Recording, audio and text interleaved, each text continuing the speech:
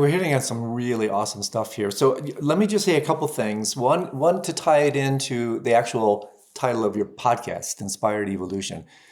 So let me just say something about this, how I think this is where we can really have some touch points and some resonance. What fundamentally happens here, reframing it in the language of your podcast, is death without preparation. Death is a rapid, involuntary, because most people don't want to die, evolutionary ascent or descent. Don't worry about the metaphor. The directionality doesn't matter. Rapid, involuntary, evolutionary ascent into the awakened state. That's fundamentally what's going to happen.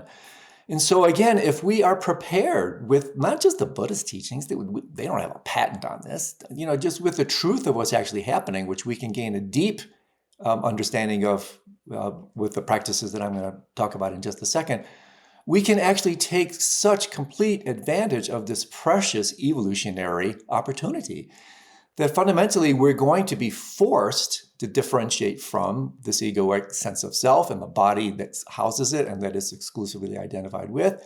And we will then be on nature's non-negotiable term, that's the uncompromising kind of wrathful part of it. I now look at the end of life as a wrathful form of liberation. Wrathful because it is precisely non-negotiable and involuntary. But the bottom line is this dimension of experience is what you are going to ascend to. The issue again is, are you going to recognize it? And so what you hit on just a second ago, you nailed it, is that this mind, and by the way, in Sanskrit, same word for mind and heart is chitta, heart-mind. So that we just don't think of this cognitive thing up here. I mean, mind is distributed throughout the soma and actually distributed throughout the universe, actually. But the biggest problem is this issue of familiarity. We are so anxious and afraid of the end of life because we're too familiar. We're always meditating. See, Gom to become familiar with. We're always meditating, whether we know it or not. And right now, whether we know it or not, we're meditating on form. We're meditating on levels of development associated with it. That's ego.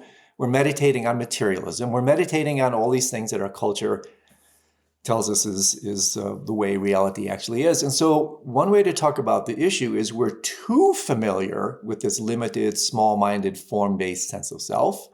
And we're not enough familiar with our deeper, truer self. See? So too much familiarity with who we think we are, not enough familiarity with who we really are. This is what causes all the anxiety. And so if you understand, oh, I'm just dropping these false, limited layers of self, and by the way, they only become false and limited if we exclusively identify with them. There's nothing wrong with body. There's nothing wrong with the ego. These are necessary developmental stages in the human condition. The issue is not that. The issue is exclusive identification with these stages. And so if you understand, okay, let me differentiate from exclusive identification with form. And this, by the way, also includes the form, the contents of our own mind. We do this through meditation. We start to differentiate from that.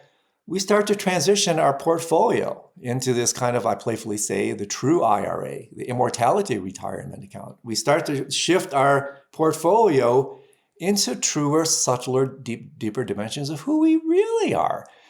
And so this is why the meditations, and this is the core part of the Preparing to Die journey, is being introduced to teachings. That's what we're doing here. And then most importantly, the meditations that are really subtle, that are correlative to the subtle dimensions of the mind and heart that's revealed when we die.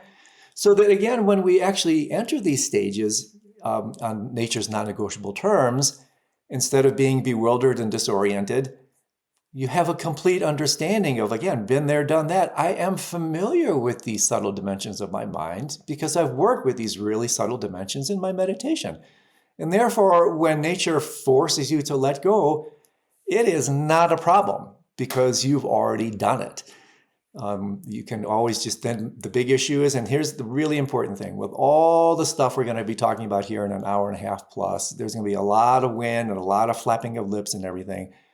The only thing you have to do to have a so-called good death is just open and relax.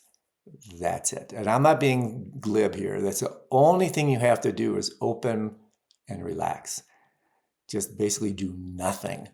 But that, is really difficult because we're not human beings, we're human doings. So this is important because it's easy to get lost in the weeds. It can be roadkill. Oh, this Buddhist stuff is so complicated. They have these maps and these stages and these deities, and this book is impenetrable. What are they talking about?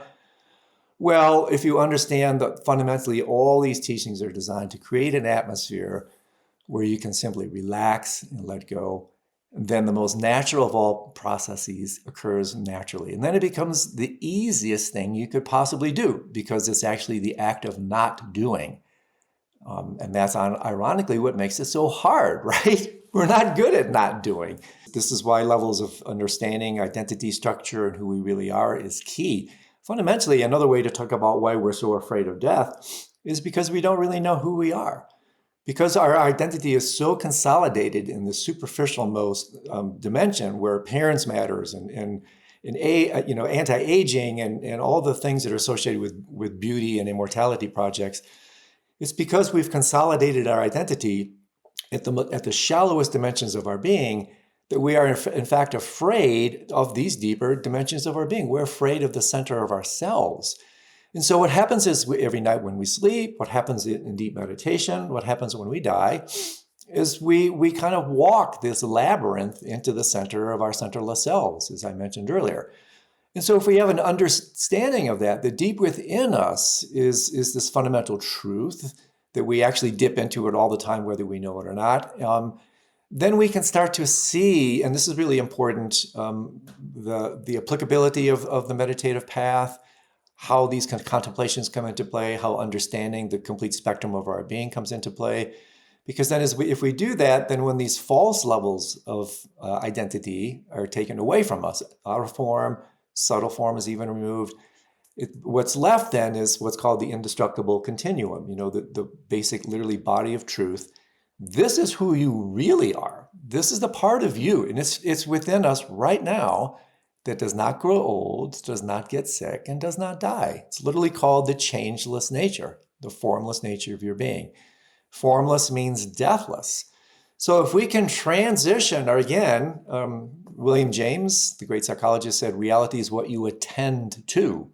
Well, if you attend to superficiality and appearance and all that sort of thing, well, that becomes your reality.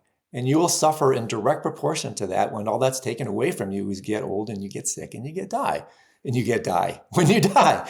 So if you transition your identity and attend to the more subtle inner realities, deep inner work, contemplation, meditation, psycho-spiritual path, well, then that becomes your reality. And then what happens is you still have recourse to these outer dimensions. You don't get rid of your appearance and your body and your form and your thoughts. You just have a profoundly new relationship to these more superficial dimensions. Hey there, Inspired Evolutionary. If you absolutely loved this, well then here's a full conversation with this guest on the Inspired Evolution podcast. Check it out now.